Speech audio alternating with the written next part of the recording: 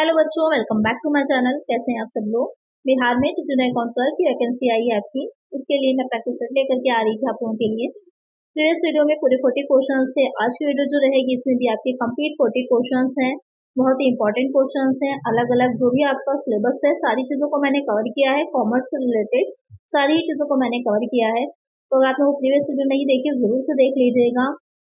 साथ ही इस वीडियो को भी एंड तक देखिएगा और कितने क्वेश्चन 40 में से आपके करेक्ट हो रहे हैं। अगर आपके 30 प्लस इसमें जा रहे हैं तो अच्छी बात है, और अगर 30 प्लस से नीचे आ रहे हैं तो परेशान होने की बात नहीं है। आप बस ज्यादा से ज्यादा प्रैक्टिस करिए। जहाँ आपका कंफ्यूजन है, जो टॉपिक समझ में नहीं आ रहा है उसको पढ़िए, जिससे कि वो पॉइंट आपका क्लियर हो जाए। और साथ साथ ज्यादा से ज्यादा क्वेश्चन को सॉल्व करिए, प्रैक्टिस करिए, ज्यादा से ज्यादा रिविजन करिए। जितना अभी तक आपने पढ़ा उसकी प्रैक्टिस करिए। तो आइए शुरू करते हैं। लेकिन शुरू करने से पहले चैनल को सब्सक्राइब कर लीजिए अगर अभी तक नहीं किया है तो, और फ्रेंड्स साथ वीडियो को शेयर भी कर दीजिए। आप लोग जिन भी ग्रुप्स में जुड़े हुए हैं, टेलीग्राम ग्रुप्स में जुड़े हैं, उसमें वीडियो को शेयर कर दिया करिए। आइए शुरू करते हैं। Cash discount is allowed on. नगद छूट जो होती है उसकी अनुमति किस पर दी जाती है? परचेजेस पर, सेल्स पर, फॉर्म पेमेंट के लिए, या फिर ऑल ऑफ। तो कैश डिस्काउंट जो होता है, सबसे पहले समझ लीजिए डिस्काउंट जो होता है वो दो तरह से दिया जाता है। जो डिस्काउंट होगा वो आपका 2 टाइप्स का रहता है। एक होता है ट्रेड डिस्काउंट, व्यापारिक छूट जिसे कहा जाता है, और दूसरा हो जाता है कैश डिस्काउंट। ये 2 डिस्काउंट जो होते हैं वो दिए जाते हैं। अब यहाँ पर जो ट्रेड डिस्काउंट होता है, व्यापारिक छूट जो होती है, यानी कि जो भी बहुत पुराना कस्टमर्स होते हैं या बहुत बल्क में ऑर्डर होते हैं वो सबको ट्रेड डिस्काउंट दिया जाता है। और इसको हम जो जर्नल बनाते हैं वहाँ पर इसकी एंट्री करते भी नहीं, इसको नहीं दिखाया जाता। कैश डिस्काउंट जो होता है इसकी एंट्री की जाती है, और ये उन्हीं लोगों को दिया जाएगा या उन्हीं कस्टमर्स को दिया जाता है जो कि प्रॉम्प्ट पेमेंट यानी कि शीघ्र भुगतान कर सकें। मेनली इसका पर्पस ही यही होता है कैश डिस्काउंट देने का, कि तुरंत भुगतान के लिए उनको क्या करना, आकर्षित करना, कि जिससे वो जल्द से जल्द पेमेंट कर दें, इसलिए दिया जाता है प्रॉम्प्ट ये कैश डिस्काउंट। तो एक आंसर क्या हो जाएगा हमारा? ऑप्शन सी हो जाएगा। जैसे सपोज कर इस तरह से कहते हैं ऑनलाइन पेमेंट अगर आप कर रहे हैं, कि आपने ऑनलाइन पेमेंट किया तो आपको 5% डिस्काउंट दे दिया जाएगा अगर फौरन आपने पेमेंट कर दे। तो वही चीज है जिससे कि आप वो 5% डिस्काउंट देने के लिए ऑनलाइन पेमेंट उनको फौरन ही कर देते हैं। तो यहाँ पर करेक्ट आंसर होगा ऑप्शन सी। चलिए नेक्स्ट क्वेश्चन है, account to be created on donation of goods. माल के दान पर जमा किए जाने वाला खाता, यानी कि जो गुड्स का डोनेट कर दिया जा रहा है, डोनेशन किया जा रहा है, उन गुड्स की एंट्री करते टाइम हम किस अकाउंट को क्रेडिट करते हैं? परचेज अकाउंट को, कैश को, सेल्स को, डोनेशन अकाउंट को। तो यहाँ पर जब भी बात आएगी गुड्स को डोनेट करने की तो आपका परचेजेस अकाउंट जो होता है वो क्रेडिट हो जाता है। एक आंसर क्या हो जाएगा? ऑप्शन ए हो जाएगा। चलिए नेक्स्ट क्वेश्चन है,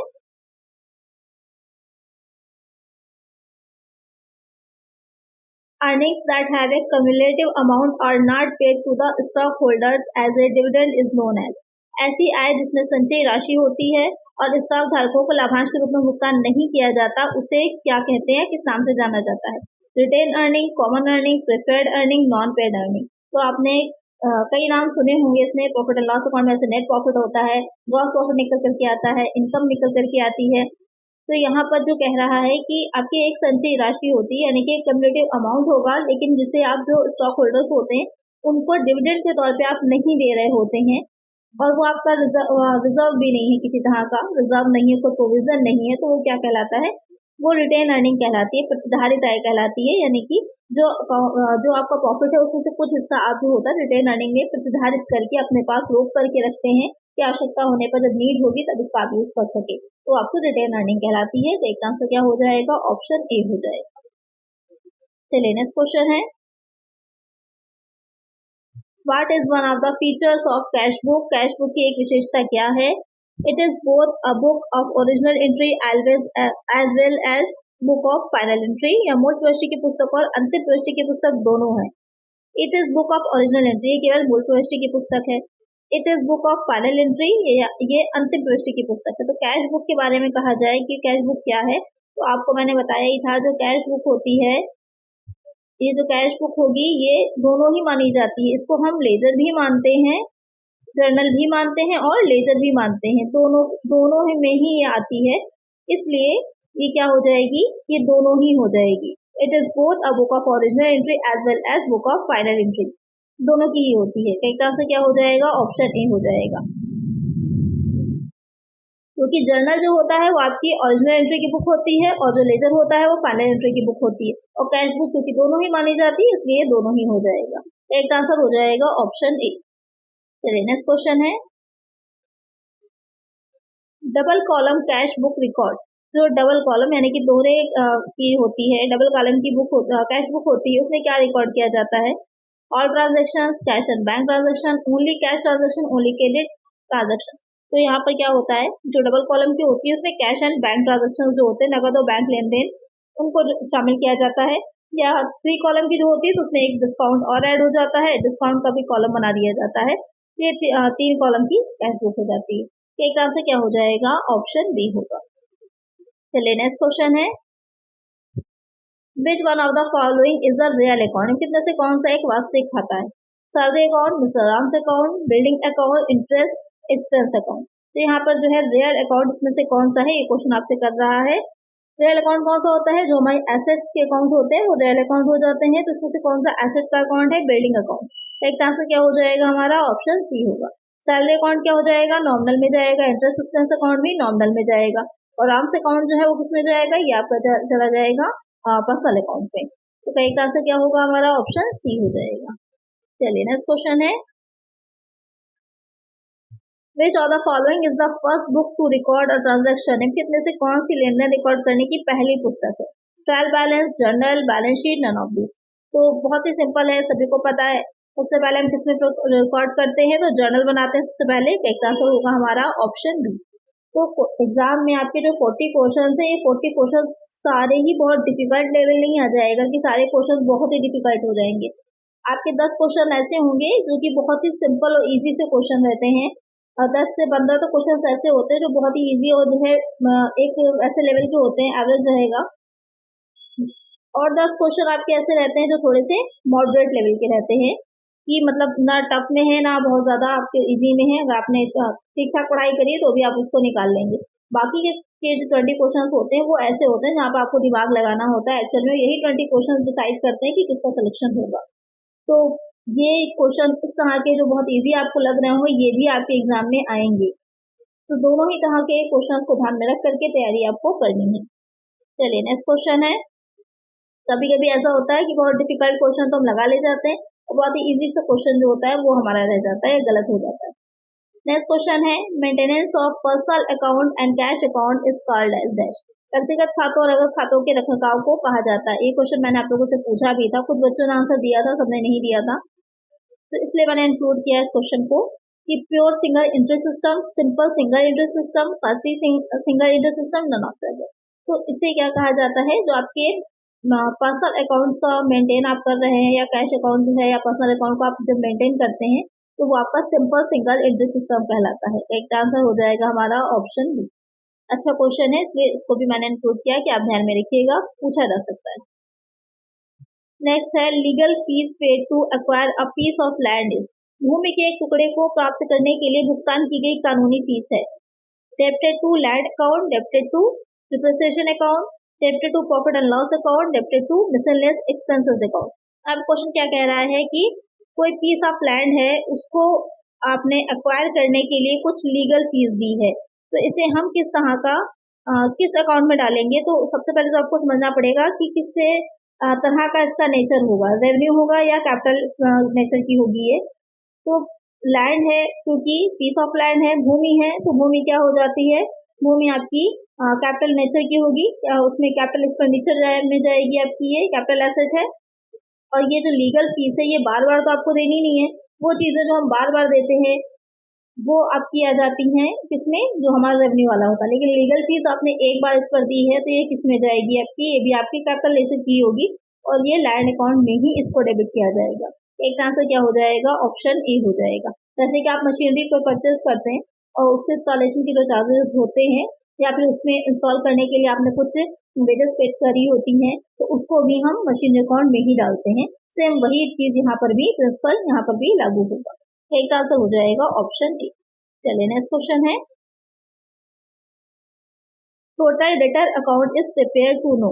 कुल देनदार खाता क्या जानने के लिए तैयार किया जाएगा? क्रेडिट परचेज को, कैश सेल को, क्रेडिट सेल को, इनमें से कोई नहीं। तो डेटर अकाउंट जो होता है आप जो बनाएंगे वो प्रिपेयर किया जाता है क्या जानने के लिए। डेटर में क्या रहेगा, डेटर जो होते हैं कब बनते हैं, जब आप क्रेडिट सेल कर रहे होते हैं। जब आप सेल जो होती है वो क्रेडिट पर कर रहे होते हैं, मीन्स क्या होता है कि आपसे कितने लोगों ने परचेज किया है, आपसे कितने लोगों ने उस प्रोडक्ट को खरीदा है। एक तरफ कस्टमर ही होगा ना जो आपके प्रोडक्ट को खरीद रहा है, तो उसी को जानने के लिए आप बनाते हैं, जो डेटर्स होते हैं वो आपके बनते हैं। तो यहाँ पर जो टोटल डेटर अकाउंट होगा वो किसके लिए प्रिपेयर किया जा रहा है, वो प्रिपेयर किया जाएगा क्रेडिट सेल के लिए। करेक्ट आंसर क्या हो जाएगा, ऑप्शन बी हो जाएगा। Which of the following best describes a one-person company? निम्नलिखित में से कौन सा एक व्यक्ति कंपनी का सबसे अच्छा वर्णन करता है?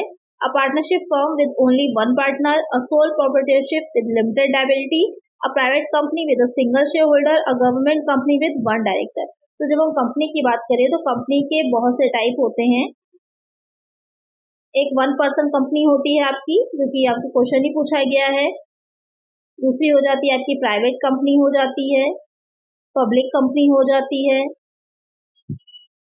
इस तरह की कंपनीज होती हैं। गवर्नमेंट कंपनी होती है, सब्सिडरी कंपनी होती है, होल्डिंग कंपनी होती है। कई तरह के टाइप्स होते हैं कंपनीज के। यहाँ पर बात किसकी की जा रही है, वन पर्सन कंपनी की जा रही है, एक व्यक्ति वाली कंपनी की। तो ये किस तरह की होती है कि केवल एक भागीदार वाली साझेदारी फर्म होगी, सीमित देयता वाली एकमात्र स्वामित्व वाली कंपनी है, एक का शेयरधारक वाली निजी कंपनी है, एक निदेशक वाली सरकारी कंपनी।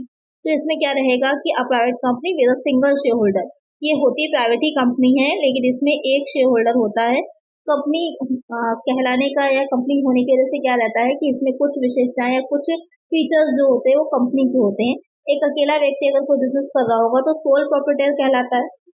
आपको पता ही है ये बात कि वो अकेला कोई बिजनेस कर रहा है तो वो सोल प्रोप्राइटर कहलाता है। लेकिन अगर उसको कंपनी में कन्वर्ट कर देता है तो वहाँ पर बहुत से उसके क्या होते हैं, ऐसी चीजें हैं या ऐसे फीचर्स हैं जो उसको कंपनी में आ जाते हैं, जैसे कि वो एक कंपनी से अलग होता है, तो कंपनी अलग हो जाएगी और वो व्यक्ति अलग हो जाएगा। तो वो सारे फीचर्स होते हैं जो उसमें आएंगे। तो यहाँ पर करेक्ट आंसर क्या हो जाएगा, ऑप्शन सी हो जाएगा कि a private company with a single share holder. चलिए नेक्स्ट क्वेश्चन है, अ कंपनी कैन नॉट पे underwriting commission unless it is authorised bye it's. कोई कंपनी तब तक अंडरराइटर कमीशन का भुगतान नहीं कर सकती जब तक कि वह उसके द्वारा अधिकृत ना हो। एओए, तो मैंने आपको शॉर्ट में बताया था कि एओए इसे कहते हैं एसोसिएशन ऑफ आर्टिकल, यानी कि जो अंतर नियम होते हैं। एमओए क्या हो जाता है, पार्षद सीमा नियम, मेमोरेंडम ऑफ एसोसिएशन। मैंने जानबूझकर के ऐसे लिखा है क्योंकि एग्जाम में आपको इस तरह से भी लिखा मिल सकता है, फुल फॉर्म आपको याद होनी चाहिए। Both A and B, none of that. अब पहले समझ लीजिए अंडरराइटर कमीशन होता क्या है। जो कंपनी होती है, कंपनी अपने शेयर्स जो जारी करती है, तो कभी कभी वहाँ पे ये रहता है कि उसको डाउट रहता है कि सारे शेयर्स उसके अगर नहीं खरीदे, पब्लिक ने नहीं खरीदे, तो वहाँ पर क्या करती है, जो अंडरराइटर्स होते हैं, अभिभावक किसे हिंदी में कहा जाता है, जो अंडरराइटर्स होते हैं वो इनके शेयर्स को ले लेते हैं। उसके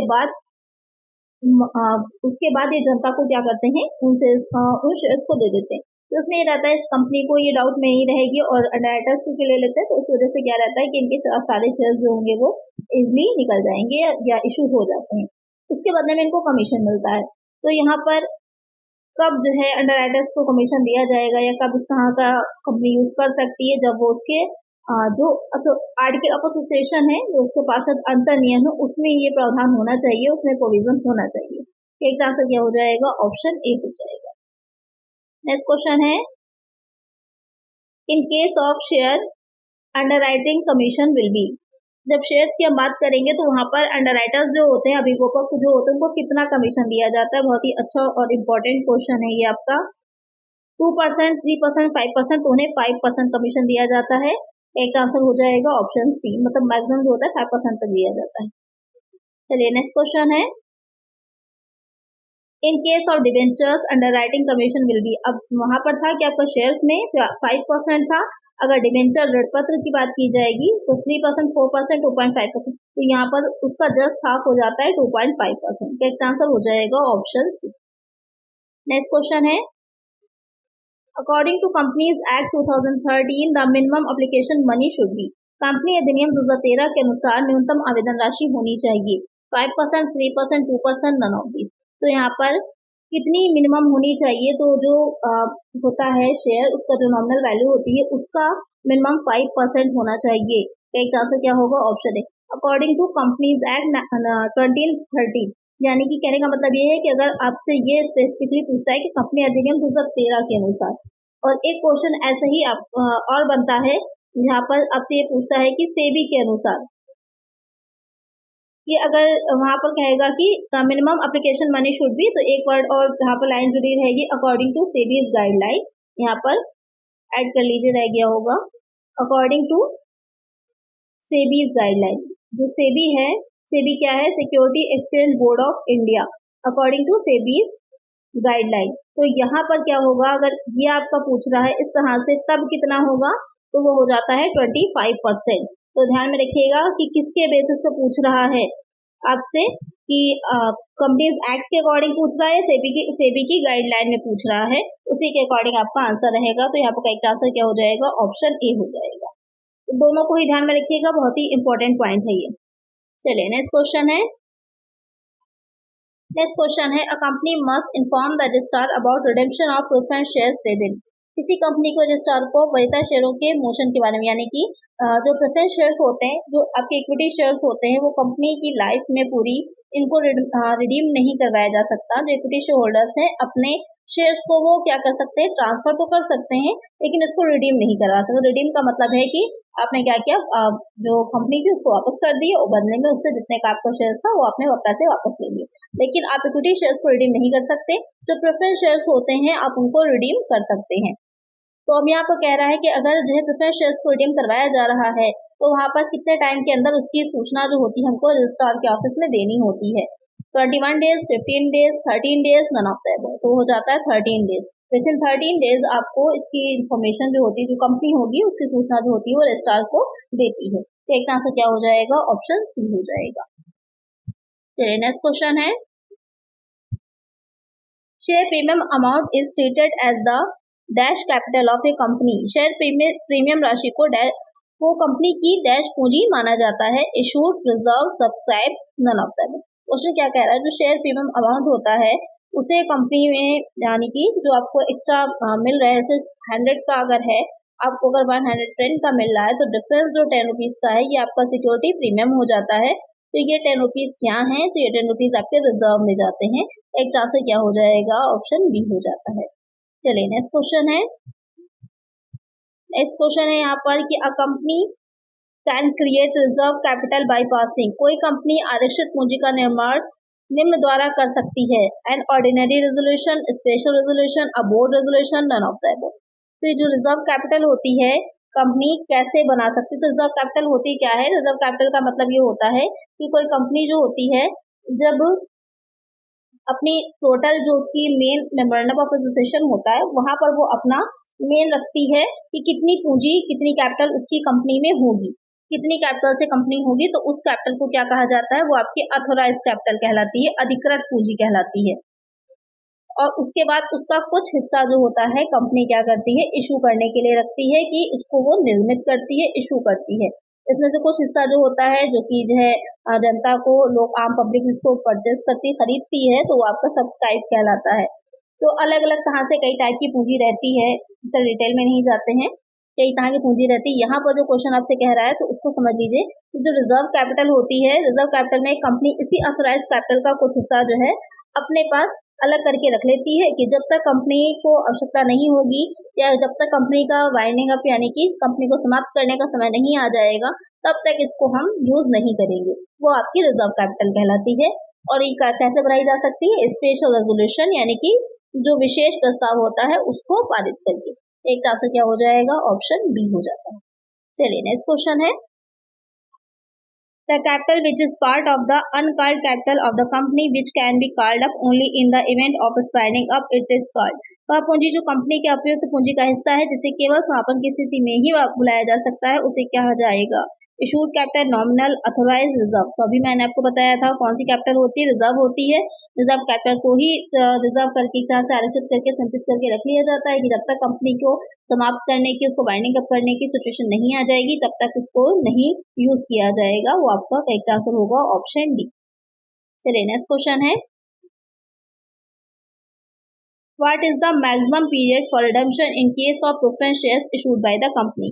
कंपनी द्वारा जारी किए गए वरीयता शेयरों के मामले में मोचन की अधिकतम आयु क्या है। ये बहुत इंपॉर्टेंट क्वेश्चन है, आपसे पूछा जा सकता है एग्जाम में। तो मैंने ऐसे की बताया था, इक्विटी शेयर तो रिडीमेबल नहीं होते, प्रेफरेंस शेयर होते हैं और इनकी जो क्या टाइमिंग रहती है 20 ईयर्स की होती है। एक आंसर क्या हो जाएगा, ऑप्शन सी हो जाएगा। नेक्स्ट क्वेश्चन है, capital redemption reserve must be use for issue of. पूंजी मोचन रिजर्व का उपयोग जारी करने के लिए किया जाना चाहिए। Fully paid bonus shares, fully paid equity shares, preference shares, none of the above. तो जो कैपिटल रिडम्पशन रिजर्व अकाउंट होता है, जब हम प्रेफरेंस शेयर्स, जैसे कि अभी मैंने बताया आपको कि जो प्रेफरेंस शेयर्स होते हैं वो रिडीमेबल होते हैं, इनका जब रिडेम्पशन कर रहे होते हैं हम, तो एक अकाउंट खोलते हैं। यही अकाउंट कहलाता है कैपिटल रिडम्पशन रिजर्व अकाउंट। इसमें जो राशि होती है, बच जाती है, उसका यूज हम किस चीज के लिए कर सकते हैं, fully paid up bonus shares को इशू करने के लिए कर सकते हैं। यानी कि जो पूरी तरह से ऐसे 100 का शेयर है और 100 का पूरी तरह से पेड है, यानी कि इसके शेयर होल्डर ने पूरे 100 रुपीज दे दिए हैं, तो इसका यूज हम कर सकते हैं बोनस शेयर को जारी करने के लिए। एक आंसर क्या हो जाएगा, ऑप्शन ए हो जाएगा। नेक्स्ट क्वेश्चन है, part of the issued capital taken by public is called. जनता द्वारा ली गई पूंजी का हिस्सा कहलाता है। अभी मैंने आपको समझाया था, अथोराइज कैपिटल हो गई हमारी, जो कि हमारे कहाँ लिखी होती है, मेमोरेंडम ऑफ एसोसिएशन पे लिखी होती है कि ओवरऑल इतनी पूंजी होगी कंपनी की, इतनी कैपिटल होगी, इससे ज्यादा कैपिटल कंपनी इशू नहीं कर सकती किसी भी हाल में। अगर इशू करना चाहती है तो पहले उसे इसे चेंज करना होगा, इसमें चेंज लाने होंगे तभी कर सकती है, ऐसे नहीं कर सकती। उसके बाद हो जाता है कि उसमें से कुछ इशू कर देती है कंपनी, कुछ इशू करती है, कुछ निर्गमित करती है। जिसमें जितनी इशू कर रही है उसमें से कुछ पब्लिक जो होती है वो खरीदती है, लेती है, मतलब जो है कैसे इशू करेगी, एप्लीकेशन से जो है लोग लेते हैं, वो प्रोस्पेक्टस जारी करेगी, प्रोस्पेक्टस से वो क्या करेंगे, एप्लीकेशन भेजेंगे, एप्लीकेशन भेजेंगे तो क्या उसे क्या कहेंगे, सब्सक्राइब कहा जाता है, कि लोगों ने प्रार्थना करी है कि मुझे इतनी पूंजी दे दी जाए, सब्सक्राइब करना कहा जाता है। जल्दी से आप लोग भी सब्सक्राइब कर लीजिए चैनल को, जिसने नहीं किया होगा अभी तक। उसके बाद हो जाता है, जब प्रार्थित करेंगे तो फिर उनको अलॉट कर दिया जाएगा, उस पूंजी को अलॉट हो जाती है वो पूंजी उन्हें। अलॉट होने के बाद क्या कहलाती है, फिर कॉल्स की जाती हैं तो कॉल्ड अप हो जाती है, अलग अलग तरह की इस तरह से होती, उसी का के हिस्सा एक अलग अलग होता चला जाता है। तो यहाँ पर करेक्ट आंसर क्या हो जाएगा, ऑप्शन ए हो जाएगा कि जनता ने जो पूंजी ली होगी उसे सब्सक्राइब कहा जाता है। चलिए नेक्स्ट क्वेश्चन है, part of authorised capital which is offered by the company for subscription. अधिकत पूंजी का वह हिस्सा जो कंपनी द्वारा सब्सक्रिप्शन के लिए पेश किया जाता है। सब्सक्राइब इशूड, अब उसी का ही एक हिस्सा निकल करके आता है। यहाँ पर कौन सा हो जाएगा, अभी मैंने आपको बता ही दिया, इशूड कहलाता है। यानी कि जो कंपनी जो होगी जिसको जारी करना चाह रही होगी वो आपका इशू कहलाता है, निर्गमित करने के लिए। चलिए नेक्स्ट क्वेश्चन है, What are the objectives of verification of liabilities? देनदारियों के सत्यापन का उद्देश्य क्या होता है, यानी कि जो कंपनी की लाइबिलिटीज हैं उनका वेरिफिकेशन किया जा रहा है, तो उसका पर्पस क्या होगा, किस ऑब्जेक्टिव से उसका वेरिफिकेशन किया जाता है। To ensure the existence of liability, देनदारी के अस्तित्व को सुनिश्चित करना। टू इंश्योर द ओनरशिप, स्वामित्व को सुनिश्चित करना। टू इंश्योर प्रॉपर वैल्यूएशन, उचित मूल्यांकन सुनिश्चित करना। टू इंश्योर द ऑब्लिगेशन, दायित्व को सुनिश्चित करना। तो यहाँ पर आपको कोर्स दे रखे हैं, आपको बताना है कि कौन कौन सा करेक्ट है। तो जो वेरिफिकेशन हम लायबिलिटीज का कर रहे हैं, जिसका एसेट का किया जाता है वेरिफिकेशन, उसी तरह से लायबिलिटीज का भी किया जाता है। क्यों किया जाता है, तो सबसे पहला जो पॉइंट यहाँ पर करेक्ट है, ये देखना कि एक्चुअल में वो लायबिलिटी एग्जिस्ट करती भी है या नहीं करती, करेक्ट है वाला पॉइंट। फिर उसके बाद कह रहा है ओनरशिप, स्वामित्व का कोई मतलब ही नहीं है, कोई एसेट तो है नहीं कि वो आपके पास होगी, उसकी आपको जो है ओनरशिप होगी। जो लाइबिलिटीज आपकी होती हैं उसके आप ओनर हैं ही नहीं यहाँ पर, तो ओनरशिप का पॉइंट ही नहीं आता है। प्रॉपर वैल्यूएशन, ये तो सही है कि मूल्यांकन सही से किया गया, यानी बहुत ज्यादा दिखा दी गई जिससे कि प्रॉफिट को कम किया जा सके। और दायित्व को सुनिश्चित करना कि ऑब्लिगेशन एक्चुअली बन भी रहा है कि नहीं, ये भी करेक्ट है। तो यहाँ पर सेकंड वाला गलत हो जाएगा, फर्स्ट, थर्ड और फोर्थ सही होंगे, तो करेक्ट आंसर हमारा ऑप्शन डी हो जाएगा। इस तरह के क्वेश्चन भी बन सकते हैं, इनको अच्छे से समझ तो देख लीजिएगा, क्योंकि जो है कंबाइन करके दिया हुआ है, तो अगर एक भी पॉइंट आपने मिस कर दिया तो आपका आंसर गलत हो जाएगा। चलिए नेक्स्ट क्वेश्चन है, इन्वेस्टिगेशन बिगिंस व्हेन। जांच तब शुरू होती है, जांच या इन्वेस्टिगेशन का मतलब अनुसंधान से होता है, इसको लिख भी लीजिएगा। अनुसंधान कहते हैं खोज करना किसी चीज की, और ये आपकी डिटेल में की जाती है, लेकिन कुछ पार्टिकुलर चीज़ों पे की जाती है। सभी चीज़ों को लेकर के हम सभी चीज़ में अनुसंधान नहीं करते, किसी पार्टिकुलर चीज़ पर से रिलेटेड इसको किया जाता है, इन्वेस्टिगेशन को किया जाता है। और कब ये आपकी शुरू होती है? Bookkeeping ends, accountancy ends, auditing ends, none of the above. तो प्रीवियस वीडियो में ही मैंने आप लोग को ये पूरा बताया ही था। तो अगर आपने बहुत अच्छे से इस वीडियो को देखा और समझा था तो उसका आंसर आप लोग जरूर से दे पाएंगे। तो कब इन्वेस्टिगेशन बिगिन होता है, इसका आंसर आप लोग मुझे कमेंट सेक्शन में जरूर से बताइएगा। और अगर आपने वो वीडियो नहीं ध्यान से देखी तो जरूर से ध्यान से देखिए, क्योंकि जो एक्सप्लेनेशन होता है उससे भी बहुत से क्वेश्चंस निकल करके आते हैं, तो उसे अच्छे से समझा करिए।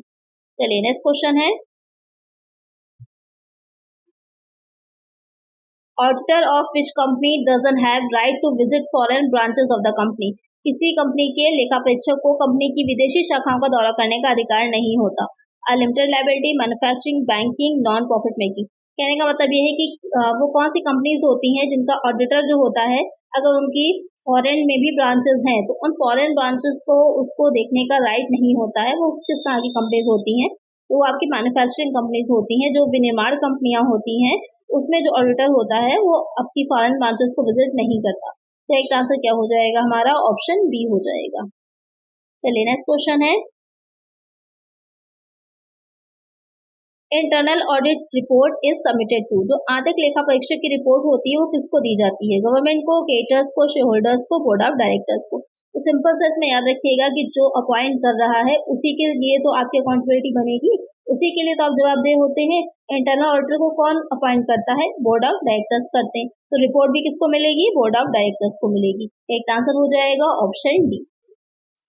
चलिए नेक्स्ट क्वेश्चन है, इसी तरह जो आपको नॉर्मल ऑडिटर एक होता है उसको कौन अपॉइंट करता है? उसको शेयर होल्डर्स अपॉइंट करते हैं। तो रिपोर्ट भी किसके सामने रखी जाती है? एनुअल जनरल मीटिंग में शेयर होल्डर्स के सामने रखी जाती है। चलिए नेक्स्ट क्वेश्चन है, which is a book maintain by the audit clerk. लेखा परीक्षक क्लर्क द्वारा कौन सी पुस्तक रखी जाती है? Audit programme, audit check, audit notebook, none of this. जो ऑडिट क्लर्क होता है वो कौन सी बुक को मेंटेन करता है? वो ऑडिट नोटबुक को मेंटेन करता है। लेखा परीक्षा नोटबुक जो होती है उसको मेंटेन करता है। एक आंसर क्या हो जाएगा? ऑप्शन सी होगा।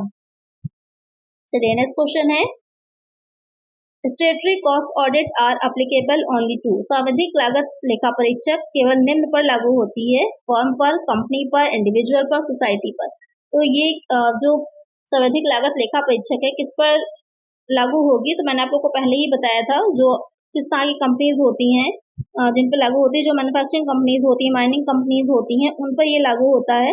और कॉस्ट ऑडिट जो होगा तो यहाँ पर फर्म या इंडिविजुअल या सोसाइटी पर नहीं होगा, कंपनी है, क्योंकि यहाँ पर अलग से नहीं बताया कुछ, तो सीधे कंपनी ही आपका आंसर हो जाएगा। एक आंसर हो जाएगा ऑप्शन बी। नेक्स्ट क्वेश्चन है, which are the following factors would least likely affect the quantity and content of an auditors working papers. यहाँ पर क्वेश्चन कह रहा है कि जो वर्किंग पेपर्स होते हैं ऑडिटर के, उसकी क्वालिटी को सबसे कम जो होती है प्रभावित करेगी, इसमें से कौन सी चीज होगी? The assess level of control risk, निरंतर जोखिम को बुलाके स्तर, वो तो करेगा। पॉसिबिलिटी ऑफ पीयर रिव्यू, सहकर्मी समीक्षा की संभावना भी। नेचर ऑफ ऑडिटर्स रिपोर्ट की लेखा परीक्षक रिपोर्ट जब भी किसी चीज की होती है पूरी तरह से इंडिपेंडेंट होती है, स्वतंत्र होती है।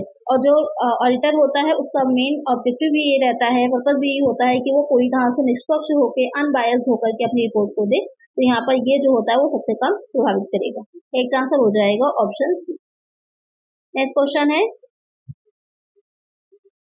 for the assessment year 2022-21 provides deduction to an individual assessed in respect of interest on loan taken for higher education। आकलन वर्ष 2020-21 के लिए उच्च शिक्षा के लिए दिए गए ऋण पर ब्याज के संबंध में मूल्यांकन व्यक्ति को कटौती प्रदान करता है। यहाँ पर आप इसको चेंज करके जो है 24-25 भी कर सकते हैं, सेम ही है। यहाँ पर इसमें जो सेक्शन है वो चेंज नहीं हुई है। सेक्शन 80E, 80DD, 80DD या फिर 80EE। तो यहाँ पर जो क्वेश्चन कह रहा है कि हायर एजुकेशन के लिए जो लिया जाता है लोन, उसका जो इंटरेस्ट दिया जाता है उसकी जो कटौती होती है किसमें मिलती है? सेक्शन 80E में मिलती है। 80EE में मैंने आपको बताया ही था, जो लोन लिया जाता है, हाउस लोन लिया जाता है, उससे रिलेटेड मिलती है। ये कल की वीडियो में ही क्वेश्चन था आपका। 80DD जो होती है वो हेल्थ इंश्योरेंस से रिलेटेड हो जाती है, उसके लिए मिलती है ये वाली जो कटौती होती है। 80DD जो होती है और ये हेल्थ इंश्योरेंस से रिलेटेड जो आपका निःशक्त आश्रित होता है, यानी कि बहुत गंभीर रूप से, बहुत सीरियस जो होगा वो AT उसके लिए हो जाती है। और AT जो वो किससे रिलेटेड होती है, इसका आंसर जल्दी से मुझे आप लोग कमेंट करिए कि AT जो है वो किससे रिलेटेड हो जाएगी। चलिए नेक्स्ट क्वेश्चन है, which section of the income tax act deals with rebate. आय के अधिनियम की कौन सी धारा छूट से संबंधित है? 87C, 87, 87B, 87A। तो यहाँ पर आय के अधिनियम की कौन सी धारा जो होगी वो रिबेट से रिलेटेड है। रिबेट से रिलेटेड जो आपकी सेक्शन होती है वो हो जाती है 87A। इसको ध्यान में रखिएगा, काफी इंपॉर्टेंट क्वेश्चन है, एग्जाम में पूछा जाता है काफी बार। एक आंसर हो जाएगा ऑप्शन डी। और मैंने आप लोगों से कल पूछा था कि सहज तो मैंने आप लोग को बता ही दिया था कि सहज जो है वो कौन सा ITR है, वो ITR आपका 1 था। और सुगम पूछा था तो इसका आंसर बच्चों ने नहीं दिया, हो सकता है आप लोग को नहीं पता हो। तो सुगम जो है वो ITR 4 को कहा जाता है, इसको ध्यान में रखिएगा, ये भी क्वेश्चन आपसे पूछा जाता है। तो जो भी क्वेश्चन मैं पूछा करूँ उसको आंसर जरूर किया करिए, इससे मुझे आइडिया लगे कि वो चीज आपको पता है या नहीं पता। चलिए नेक्स्ट क्वेश्चन है, the following incomes will not be exempted under section 10। धारा 10 के अंतर्गत निम्नलिखित आय पर छूट नहीं दी जाएगी। Agriculture income, income from local authority, leave salary, none of this. Question आपको कहने का मतलब ये है कि जो सेक्शन 10 है उसके अंतर्गत कौन सी इसमें से सेक्शन है जो एग्जेम्प्ट नहीं होती है, यानी एग्जाम्पशन में नहीं आती, सेक्शन 10 में नहीं आती है। तो सेक्शन 10 को मैंने अलग से पढ़ाया है, नोट्स की वीडियो आपकी अवेलेबल है, देख लीजिएगा। यहाँ पर आप देख रहे होंगे, इस वीडियो पर क्लिक पर जाइएगा या आपको लिंक डिस्क्रिप्शन में मिल जाएगा, उसमें कुछ इंपॉर्टेंट नोट्स दे रखे हैं, उनको जरूर से पढ़ लीजिएगा, सेक्शन 10 से रिलेटेड है वो। यहाँ पर एग्रीकल्चर इनकम भी सेक्शन 10 में आती है, इनकम फ्रॉम लोकल अथॉरिटी, स्थानीय प्राधिकरण से आय भी आएगी, और लीज सैलरी से रिलेटेड भी आती है। जो इसमें से करेक्ट आंसर हो जाएगा नन ऑफ दीज होगा। कई बार इस तरह के क्वेश्चन भी आपको देखने को मिलेंगे जो आपको पूरी तरह से कंफ्यूज कर देंगे, आपको लगेगा कि ये तो जो है इसमें से कोई आप आंसर टिक कर देंगे, ऐसा नहीं है, कई बार नन ऑफ दीज भी आंसर होता है, तो ध्यान में रखिएगा। विल नॉट एग्जाम्प्ट लिखा था, तीनों ही एग्जाम्पशन में जाएंगी, तो विल यहाँ पर करेक्ट आंसर हमारा नन ऑफ दीज होगा। चलिए नेक्स्ट क्वेश्चन है, under section 203 of the Income Tax Act 1961, which form is used to give certificate for income under the head salary। आय का अधिनियम 1961 की धारा 203 के अंतर्गत वेतन शीर्षक के अंतर्गत आय के लिए प्रमाण पत्र देने के लिए किस फॉर्म का उपयोग किया जाता है? यहाँ पर फॉर्म 16A है, 16 है, 16AA है, 15H है। तो इस क्वेश्चन को ध्यान से समझिएगा, अच्छा और इम्पोर्टेंट क्वेश्चन है कि जो वेतन शीर्षक यानी कि जो सैलरी पे की जा रही है, तो उससे रिलेटेड अगर आपको फॉर्म फिल करना होगा तो कौन सा फॉर्म यहाँ पर आप फिल करते हैं, तो फॉर्म 16 होता है। तो एक आंसर हो जाएगा ऑप्शन बी। बहुत ही अच्छा इंपॉर्टेंट क्वेश्चन है, इसको जरूर से ध्यान में रखिएगा। चलिए नेक्स्ट क्वेश्चन है, what is a sunk cost? डूबत लागत या फिर डूब लागत क्या होती है? A cost that can be avoided, a cost that has already been incurred and cannot be recovered, a cost that varies with production value, a cost that is relevant to future decisions। डूबत लागत क्या है? एक लागत जिसे टाला जा सकता है, एक लागत जो पहले ही खर्च हो चुकी है और इसे अब वसूला नहीं जा सकता, एक लागत जो उत्पादन की मात्रा के साथ बदलती रहेगी, एक लागत जो भविष्य के निर्णयों के लिए प्रासंगिक है। जो संक कॉस्ट होती है वो उसका मतलब डूबत क्यों कहा गया है, उसे डूबत लागत कहा ही इसलिए गया है कि ऑलरेडी वो आप खर्च कर चुके हैं, एक्सपेंड कर चुके हैं, अब उसको आप वापस रिकवर नहीं कर सकते। तो करेक्ट आंसर क्या हो जाएगा? ऑप्शन बी हो जाता है। ये क्वेश्चन बहुत पूछा जाता है, इसलिए मैंने पहले भी शामिल किया हुआ है इसको, दोबारा फिर किया है जिससे कि इसको आप याद रखिए। चलिए नेक्स्ट क्वेश्चन है, marginal costing is also known as, सीमांत लागत को इस रूप में भी जाना जाता है, absorption costing, variable costing, standard costing, job costing. तो मार्जिनल कॉस्ट जो है सीमांत लागत है, और उसे किस रूप में हम जानते हैं, किस नाम से जानते हैं, तो उसे हम वेरिएबल कॉस्टिंग कहते हैं। करेक्ट आंसर हो जाएगा ऑप्शन बी। तो एक इस तरह से भी डिफाइन किया जाता है कि जो आपकी मार्जिनल कॉस्ट होती है, मार्जिनल कॉस्ट होती है, उसमें ऐड करते हैं आप कंट्रीब्यूशन। कंट्रीब्यूशन में क्या चीजें ऐड हो जाती हैं? कंट्रीब्यूशन में आपके आता है फिक्स कॉस्ट प्लस प्रॉफिट आ जाता है, और उसके बाद इन दोनों को जोड़ दीजिएगा तो निकल के आपकी सेल आ जाती है। तो इस तरह से भी डिफाइन किया जाता है। एक आंसर है ऑप्शन बी। नेक्स्ट क्वेश्चन है, what does cost volume profit CVP analysis help determine? लागत मात्रा लाभ विश्लेषण क्या निर्धारित करने में मदद करता है? Break even point, profitability at different sales levels, the impact of changes in cost and volume on profit, all of that. तो क्वेश्चन क्या कह रहा है, जो लागत मात्रा लाभ विश्लेषण होता है CVP जो होता है वो किस चीज को निर्धारित करता है, तो वहां पर ये तीनों ही चीजें निर्धारित होती है। ब्रेक इवन पॉइंट एक ऐसा पॉइंट जहां पर नो प्रॉफिट नो लॉस, ये जो पॉइंट होता है यहाँ पर ना तो प्रॉफिट होता है ना ही कोई लॉस होता है, आपने जितनी कॉस्ट आई है उतनी ही आप सेल कर देते हैं, कोई आपको प्रॉफिट या लॉस नहीं होता। अलग अलग लेवल्स पर सेल्स के प्रॉफिटेबिलिटी कितनी है ये भी जान सकते हैं, और साथ में लागत और मात्रा में परिवर्तन, यानी कि अगर हम कॉस्ट में और जो क्वांटिटी उसमें किस तरह से चेंजेस करते हैं उसका प्रॉफिट पर क्या इफेक्ट होता है, तीनों को ही देखता है। तो एक आंसर क्या होगा, ऑप्शन डी हो जाएगा। चलिए नेक्स्ट क्वेश्चन है, कॉस्ट एनालिसिस का एक हिस्सा ही है, इसके लिए मैंने इस क्वेश्चन को शामिल किया था। Which of the following is our fixed cost? निश्चित में से कौन सी निश्चित लागत होती है या स्थिर लागत कह सकते हैं। Contractual rent, insurance fee, interest on capital investment, all of the above. तो यहाँ पर फिक्स्ड कॉस्ट कौन सी है, तो रेंट है, संविदा पर है, तो एक सिंपल सी बात है, वैसे भी रेंट जो होता है वो आपका फिक्स में ही जाएगा, इंश्योरेंस फी भी आपकी फिक्स में जाएगी और कैपिटल इन्वेस्टमेंट भी फिक्स में जाएगा, इंटरेस्ट जो होगा। एक आंसर होगा option D, all of the above. Next question है, Raju's account was excess debted by 500, where Sohan's account was under debted by 500. Raju के खाते में 500 रुपए अधिक डेबिट कर दिए गए, जबकि सोहन के खाते में 500 से कम डेबिट किया गया था। तो ये किस तरह का त्रुटि है, एरर है, ये क्वेश्चन कह रहा है। कंपनसेटिंग है, क्लरिकल है, एरर ऑफ प्रिंसिपल है, नन ऑफ दिस। किस तरह का एरर है, तो 500 यहाँ पर कम डेबिट किए थे, सॉरी यहाँ पर ज्यादा डेबिट किए थे, यहाँ पर कम डेबिट कर दिए। तो सिंपल सी बात है, कंपनसेटरी हो जाएगा, क्षतिपूरक त्रुटि हो जाएगी।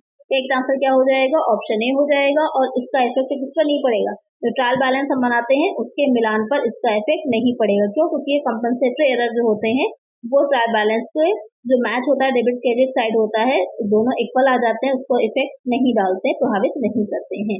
तो यहाँ पर एक आंसर है ऑप्शन ए। तो आज की वीडियो में आपके 40 क्वेश्चन कंप्लीट हो जाते हैं। जल्दी से मुझे कमेंट करके बताइए कि इसमें से कितने क्वेश्चंस आपके करेक्ट हुए हैं, और जो क्वेश्चन मैंने पूछा था उसका आंसर दीजिएगा। चलिए आज की वीडियो में इतना ही। आई होप वीडियो अच्छी लगी होगी, हेल्पफुल रही होगी। अगर हेल्पफुल रही है तो लाइक जरूर से कर दीजिएगा, चैनल पर नए हैं सब्सक्राइब कर लीजिएगा। चलिए मिलते हैं नेक्स्ट वीडियो में। Thank you.